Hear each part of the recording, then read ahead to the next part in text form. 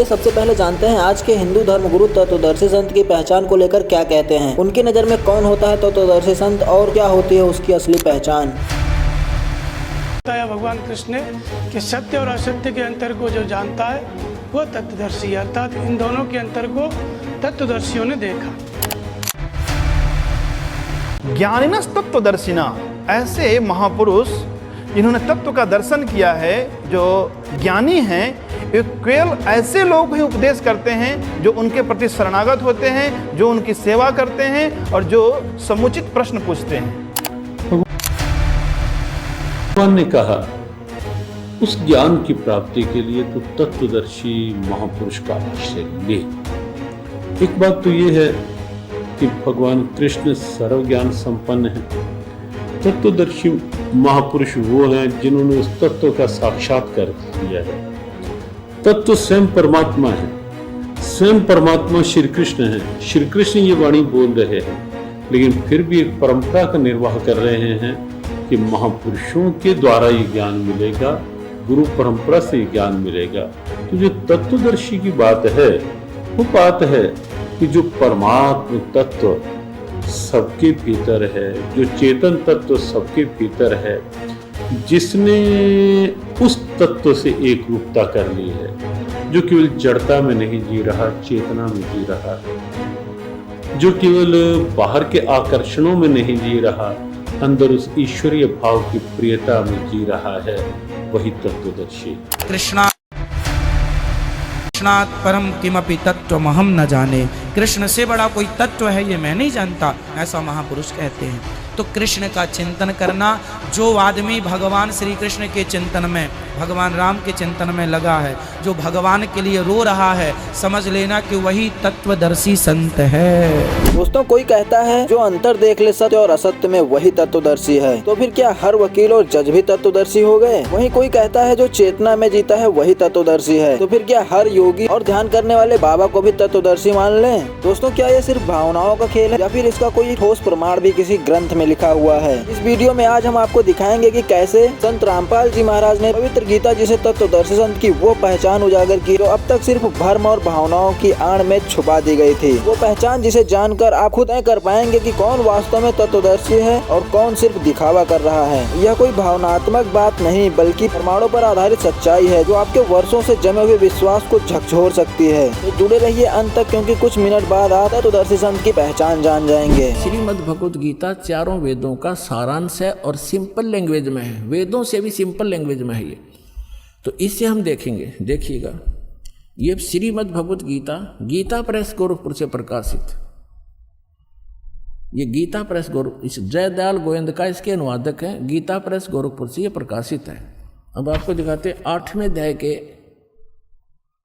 एक में अर्जुन ने प्रश्न किया कि आपने जो 7वें अध्याय के 29वें श्लोक में जिस तत्ब्रह्म की जानकारी दी है वो तत्ब्रह्म कौन है कि जिसको जानकर प्राणी केवल जरा और मरण से यानी बुढ़ापे के दुख और मृत्यु से छूटने का ही प्रयत्न करते हैं।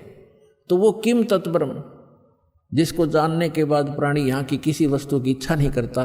गीता ज्ञानदाता ने 8वें अध्याय के 3रे श्लोक में कहा कि वो परम अक्षर ब्रह्म है, वो तो परम अक्षर ब्रह्म है, यानी गीता ज्ञानदाता से अन्य वो सुप्रीम पावर है। तो श्रीमद् भगवत गीता अध्याय नंबर 15 के श्लोक 1 से लेकर 4 में 16 और 17 में स्पष्ट किया हुआ है। इन पूरे ब्रह्मांड की एक स्थिति बताई है कि उल्टा लटका हुआ संसार रूपी वृक्ष है, ऊपर को जो जड़ है वो तो पूर्ण परमात्मा है, सबका धारण पोषण करने वाला वो परम अक्षर ब्रह्म है।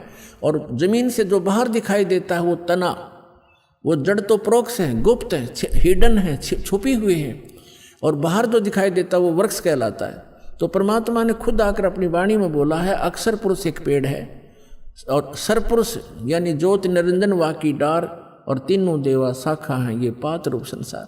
और पेड़ जो जड़ है वो गुप्त है, तो जो जमीन से बाहर दिखाई देता तना उसको अक्षर पुरुष समझो, आगे उसके एक मोटी डार निकलती है उसको सरपुरुष समझो, उसके 3 शाखाएं हैं, रजगुण ब्रह्मा सतगुण विष्णु तमगुण शिव जी रूपी, ये शाखाएं समझो, और पात रूप हम सब संसार समझो।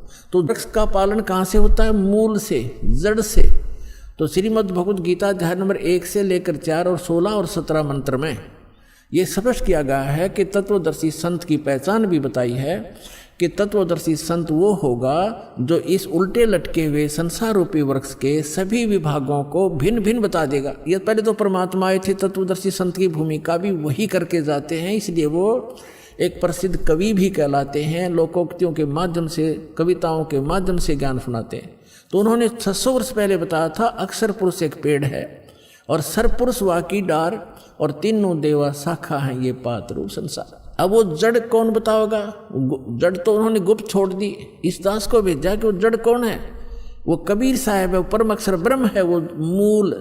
तो 15वें अध्याय के गीता जी के 1 से 4 का अर्थ है कि गीता ज्ञानदाता कहता है कि अर्जुन, तत्वदर्शी संत की यह पहचान होगी कि उस संसार रूपी वृक्ष के सभी पार्ट्स को, सभी विभागों को, तना, डार, पत्ते, जड़ कौन है। तो जो बताता है सवेदवित वो तत्वदर्शी संत है।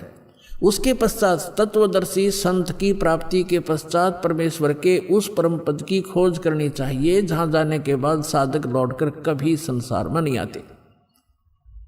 और जिस परमेश्वर ने सारे ब्रह्मांडों की रचना की और केवल उसकी भक्ति करना, मेरी भी नहीं करना। यदि पूर्ण मोक्ष चाहता है, जहां जाने के बाद फिर लौट कर नहीं आते, वहां जाना चाहता है। और फिर 15वें अध्याय के 16 और 17 में बताया है कि 3 पुरुष हैं, सरपुरुष और अक्षर पुरुष। सरपुरुष तो ये ज्योति निरंजन काल है, अक्षर पुरुष उसका तना समझो जो 7 संग ब्रह्मांड का स्वामी है, और सरपुरुष केवल 21 ब्रह्मांड का स्वामी है। और उसके 3 शाखा हैं जो वृक्ष के, वो रजगुण ब्रह्मा, सतगुण विष्णु, तमगुण शिव जी रूपी समझो। और फिर बताया है 15वें अध्याय के 17वें श्लोक में कि उत्तम पुरुष है तू अन्य परमात्मा इति उदाहरते। उत्तम पुरुष तो कोई और है, जिसको भगवान कहते हैं, परमात्मा कहते हैं, वही तीनों लोकों में प्रवेश करके सबका धारण पोषण करता है। अवय ईश्वर है, वो अविनाशी परमेश्वर है। सबका धारण पोषण वही करता, जैसे मूल से, जड़ से पूरे पेड़ की, वृक्ष की पोषण होता है, परवरिश होती है। तो यहाँ ये स्पष्ट किया। और कई आपको भ्रमित कर देंगे कि गीता अध्याय नंबर 15 के श्लोक नंबर 18 में गीता ज्ञानदाता कहता है कि मैं लोक वेद में पुरुषोत्तम प्रसिद्ध हूँ। तो पुण्यात्माओं, वहाँ ये क्या कहता है कि मेरे अंतर्गत जितने भी प्राणी हैं 21 ब्रह्मांड में, इनसे मैं श्रेष्ठ हूँ, इनसे मजबूत हूँ, इनसे बलवान हूँ, ताकतवर हूँ, बुद्धिमान हूँ। इसलिए लोक वेद में इस दंत कथा के आधार से मैं पुरुषोत्तम प्रसिद्ध हूँ। आई एम नॉट पुरुषोत्तम, क्योंकि उसने तो 15वें अध्याय के 17वें श्लोक में स्पष्ट कर दिया कि पुरुषोत्तम तो कोई और है, उत्तम पुरुष है तो अन्य परमात्मा इति उदाहरते। तो कहने का भाव ये है पुण्यात्माओं, एक तो 2 परमात्मा से दोगे। गीता अध्याय नंबर 18 के श्लोक नंबर 62 में और 66 में गीता ज्ञानदाता स्वयं कहता है कि अर्जुन, तू सर्वभाव से उस परमेश्वर की शरण में जा।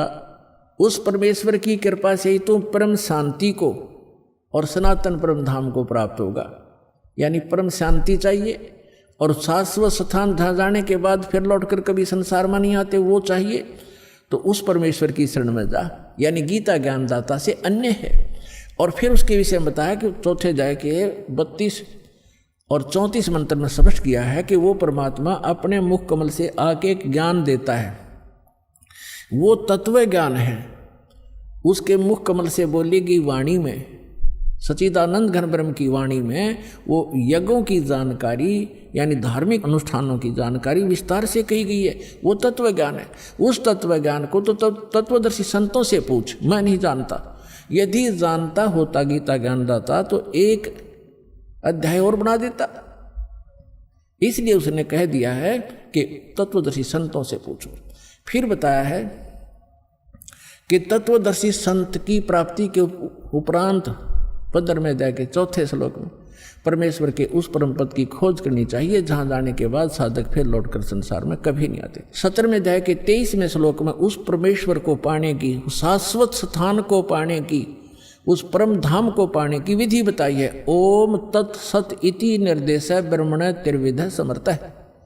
उस सच्चिदानंद घन ब्रह्म के पाने का इस 3 मंत्र के जाप का निर्देश है, फाइनल फैसला है, नथी कर। तो गीता ज्ञानदाता ने अपना नाम तो ओम स्पष्ट कर ही दिया, तत् और सत ये सांकेतिक हैं, ये तत्वदर्शी संत के लिए छोड़ दिए। तो वो तत्वदर्शी संत ये रामपाल दास सतलोक आश्रम बरवाला जिला हिसार में है, इसके पास वो कंप्लीट कोर्स है। तो दोस्तों आज आपने जान लिया तत्वदर्शी संत की असली पहचान क्या है। संत रामपाल जी महाराज ने पवित्र गीता जी से स्पष्ट कर दिया है कि तत्वदर्शी संत की क्या पहचान होती है और वास्तव में तत्वदर्शी संत कौन है। संत रामपाल जी महाराज ही वो संत हैं जो पवित्र गीता के नियमों पर खरे उतरते हैं। संत रामपाल जी महाराज शास्त्रों के अनुसार भक्ति साधना करवाकर साधक को पूर्ण मोक्ष के अधिकारी बना रहे हैं। अगर आप भी जगत गुरु तत्वदर्शी संत रामपाल जी महाराज के ज्ञान को पूरी तरह से समझना चाहते हैं तो संत रामपाल जी महाराज YouTube चैनल पर जाकर सत्संग देखें और साथ ही ज्ञान गंगा पुस्तक को संत रामपाल जी महाराज ऐप से निःशुल्क डाउनलोड करके पढ़ें। धन्यवाद।